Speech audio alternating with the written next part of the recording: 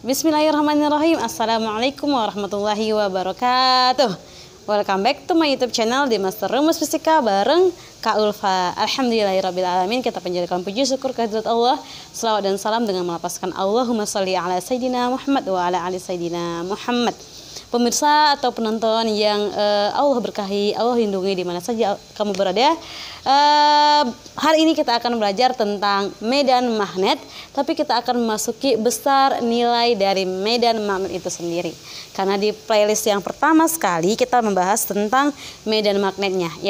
Jadi kali ini kita akan bahas besar medan magnet atau induksi magnetik, itu bahasa lainnya ya Dek. Jadi kakak tuliskan di sini bahasa lain dari medan magnet adalah besar nilai dari induksi ya, induksi magnet. Oke. Perlu digarisbawahi Dek bahwa kakak setiap melakukan metode belajar kayak gini, buku yang kakak gunakan itu adalah buku Fisika kelas 12 SMA penerbit Erlangga, penulisnya adalah Pak Marten Kanginan. Jadi bagi kalian yang punya buku itu disesuaikan saja ya. Oke, kalau begitu kakak bikin di sini besar nilai dari induksi magnet. Nah, jadi induksi magnet ini bisa terjadi di beberapa tempat. Bisa dia di kawat panjang, kawat pendek, kawat melingkar, atau nanti kawat yang dikasih kumparan. Kawat yang dikasih kumparan berupa solenoida dan toroida. Ya Dek. Jadi sekarang kakak bikin adalah induksi magnet di beberapa kawat. Itu judulnya ya Dek. Induksi magnet. Induksi magnet ya, induksi magnet yang simbolnya adalah B tadi ya, B di beberapa kawat. Nah, di beberapa kawat artinya lihat jenisnya gitu deh, bentuk dari kawat itu gitu ya. Yang pertama sekali adalah induksi di, berarti medan itu ya, boleh medan magnet boleh induksi. Medan magnet simbolnya tadi adalah apa? B ya. Medan magnet atau simbolnya adalah B pada kawat lurus. Nah, pada kawat lurus berhingga. Medan magnet pada kawat lurus. Kawat lurus berhingga. Yang dikatakan dengan berhingga itu ada nilainya deh. Nah, ini berhingga. Berarti di sini kalau ada nilainya masih dikatakan itu pendek. Kenapa itu dikatakan pendek? Karena masih ada nilainya. Walaupun dia 1000 meter atau 100.000 meter, tapi kalau masih ada nilai, masih berhingga, itu di fisika dianggap masih kawat pendek ya, kawat pendek. Contohnya apa Kak? Contohnya gambarnya seperti ini. Misalnya adekku, di sini ada kawat. Nah, ini kawatnya. Nih, kawat lurus ini ya. Ini adalah kawat lurus. Oke. Jadi di kawat lurus ini Dek, pasti akan ada kuat arus yang mengalir. Pasti ada kuat arus yang mengalir. Oke. Di sini kakak bikinlah dia I-nya. Nah, ini adalah si I. Pasti ada kuat arus yang mengalir. Nah, Dekku, ternyata di sini ada suatu partikel. Partikelnya itu di suatu titik. Titiknya adalah titik P. Tadi katanya ini ada panjangnya deh, ada L-nya. L-nya berapa meter gitu kan, sekian meter, pokoknya ada nilainya. Kalau ada nilainya maka itu dikatakan dengan pendek. Nah, jadi deh akan ada jarak antara titik ke kawat. Nah, ada jarak titik ke kawat. Ada juga jarak antara titik ke ujung kawat. Nah, ini ke ujung kawat. Oke. Ini kakak buat. Nah, seperti ini. Ini ujung yang satu, ini ujung yang lainnya. Nah, seperti ini. Agak bengkok-bengkok. Kita ulangi. Nah, ini dia. Oke, ya. Berarti kalau ini pada ujung akan ada antara titik kawat ini dengan titik si P, partikel P, ini adalah si A. Ini adalah si A. A ini apa? Jarak partikel ke kawat. Jarak partikel ke kawat yang saling tegak lurus ya. Nah, ini. Oke. Jarak partikel ke kawat. Ini partikel, ini adalah kawat lurusnya. Gitu. Berarti kalau ini pendek, Dek, nanti akan ada nilai sudut di sini. Akan ada nilai sudut. Ini adalah si theta 1. Ini adalah si theta 2. Nah, itu dia. Jadi cara mencarinya bagaimana, Kak? Nah, ini yang pertama mengamati adalah dua orang ilmuwan yang bernama Biot dan Shapard. Makanya dikatakan ini hukum Biot-Shapard. Hukum Biot-Shapard ya, dijabarkan oleh dua ilmuwan Pak Biot dan Shapard. Jadi dikatakan ini hukum Biot-Shapard gitu. Ya. Jadi apa yang dikatakan mereka tentang kasus kawat pendek ini? Jadi mereka menyimpulkan bahwa induksi magnet diformulasikan pada gambar ini adalah B-nya sama dengan mu0 ya, dikali dengan I dibagi dengan 4V dikali dengan A dikali dalam kurung itu adalah cos theta 1 ditambah dengan cos theta 2. Kayak gini. Ini rumusnya, Dek. Nah, semakin kesini semakin cantik rumusnya ya. Ini cos ya, Dek. Cos theta 1. Oh iya, yang keduanya nggak ada cosnya ya. Baik, terima kasih ya, Dek. Jadi Kakak bikin di sini cos theta 2. Nah, ini. Cos theta 1 tambah dengan cos theta 2. Kakak lingkari ya, Dek. Makin kesini makin cantik rumusnya, Kak. Iya, Dekku, makin cantik. Kayaknya semakin menarik, ya kan? Oke. Nah, ini. mu0 kali dengan I per 4pi kali dengan A cos theta 1 tambah dengan cos theta 2. Oke, kalau begitu. Dengan catatan, Dek, bahwa B itu adalah medan magnet. B itu adalah medan magnet. Tadi Kakak bilang medan magnet itu simbolnya B, satuannya adalah Tesla. Nah, ini ya. Kemudian ada A. A itu apa, Dek? A itu adalah jarak. Jarak siapa? Jarak partikel. Nah, ini. Jarak partikel ke kawat. Nah, kalau dikatakan jarak berarti satuannya adalah meter secara internasional, ya kan? Tapi dia ingat itu adalah yang tegak lurus.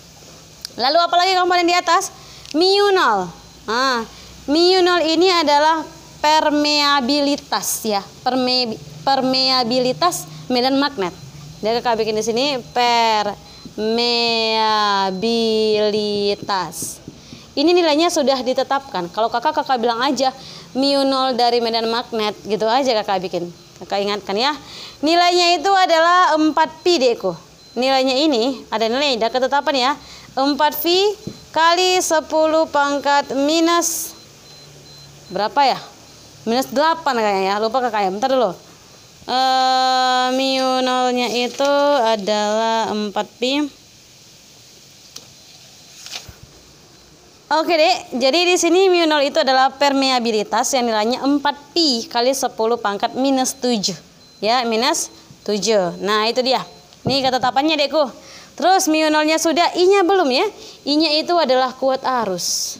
I-nya itu adalah kuat arus. Nah, ini kuat arus. Nah, kemudian cos theta dan cos theta 1, theta 2. Theta 1 itu adalah sudut yang diapit. Nah, ini sudut yang diapit. Nah, yang diapit mana, Kak? Antara ujung kawat dengan titik partikel. Inilah theta 2. Ujung kawat 1 dengan titik P. Itulah theta 1. Nah, itu sudut yang diapit ya. Sampai di sini bisa mengerti, Dek? Bisa ya? Oke, sekarang kita masuk ke bagian kedua. Tadi di bagian 1 medan magnet pada kawat lurus berhingga. Karena dia ada nilainya berhingga, maka dikatakan itu kawat lurus pendek. Oke, sekarang kita masuk ke bagian B-nya, Dek. Bisa lihat tulisan Kakak? Ya. Bagian B-nya ini adalah medan magnet. Medan magnet. Simbolnya tadi adalah B. Ingat ya, medan magnet itu simbolnya adalah B. B pada, ya, Kakak tuliskan di sini. B pada kawat lurus. Kawat lurusnya apa? Kawat lurusnya, Dekku, tak hingga. berarti tak ada titik berhentinya. Ini tak hingga. Bisa lihat? Oke. Gambarannya seperti apa kak? Gambarannya seperti ini dek. Hampir sama dengan yang tadi. Ini kawatnya. Jadi ini kawat. Cuman bedanya dengan yang tadi. Yang tadi itu ada nilai L-nya. Yang ini nggak ada nilai L-nya.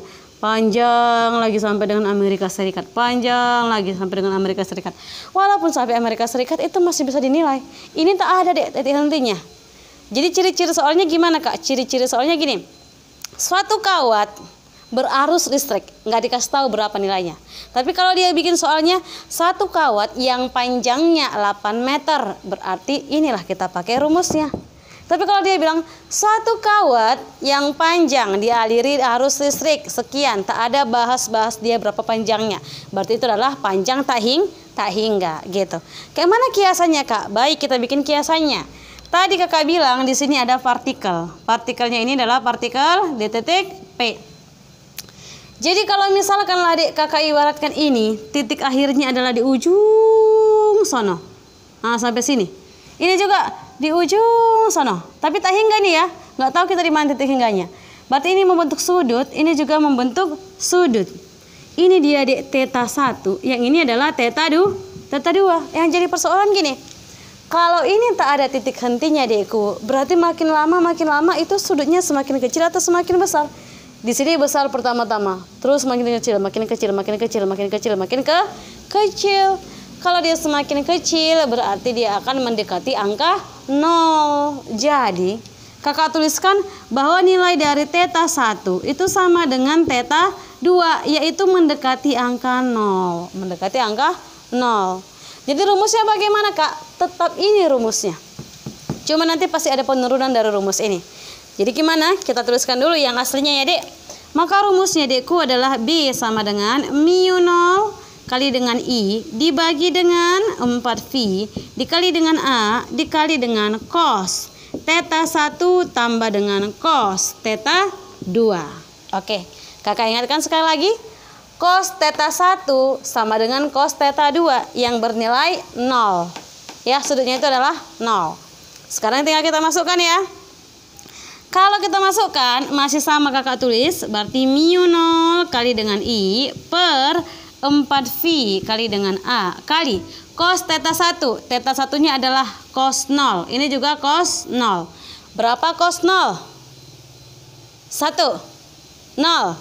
Ayo, antara 0 dengan 1. Tetapkan pilihan bahwa cos 0 itu adalah 1 ya. Jadi kakak bikin di sini cos 0 itu adalah 1. 1 tambah 1. Ya, 1 tambah 1. Habis itu, habis deh go. 1 tambah 1 2. 2 dengan 2 mati. Maka rumusnya sekarang di bawah tinggal 2. Maka rumus dari B kalau dia kawatnya panjang tak hingga itu adalah mu 0 kali dengan I per 2V kali dengan A. Inilah yang dipakai. Nah, supaya lebih tegas kakak tuliskan di sini adekku. Di sini ya. B sama dengan mu 0 kali I per 2V dikali dengan A. Itulah dia rumus untuk medan magnet pada kawat. Kalau kawatnya itu dikasih tahu panjangnya, berarti itu adalah kawat pendek. Nilainya apa? Mu 0 kali I per 4Pi kali A cos theta 1 tambah dengan cos theta 2. Gitu. Gunanya apa ini kak? Nanti cos ini menentukan berapa panjangnya si P kemari. Yang ini. L-nya itu kata bantunya. Ya. Tapi kalau misalkan soalnya itu nggak dikasih tahu berapa panjang kawatnya ini, maka langsung aja rumusnya itu adalah ini aja, tinggal masukkan mu 0 kali I per 2Pi kali dengan A. Kakak tekankan sekali lagi bahwa mu 0 itu nilainya adalah 4Pi kali 10 pangkat minus 7. Jadi kalau soal nanti di atas pakai Pi, enggak usah diubah dulu jadi 3,17. Pasti itu nanti ada yang dicoret. Atau opsinya itu menggunakan kata-kata V. Ya. Dan B itu adalah induksi medan magnet. Satuannya adalah Tesla. Cos itu adalah sudut. I itu adalah kuat arus. Dan A itu adalah jarak. Oke dekku. Ini pertemuan kedua di playlist medan magnet pelajaran fisika kelas 12 SMA. Ya. Kakak rasa mudah-mudahan ini cukup untuk buat kalian mengerti tentang rumus kawat pendek dan kawat lurus. Maka sampai di sini semoga bermanfaat. Kalau kalian merasa ini bermanfaat, subscribe dan share serta cantumkan komentar di kolom komentar. Kritik yang membangun ya. Sampai di sini. Assalamualaikum warahmatullahi wabarakatuh.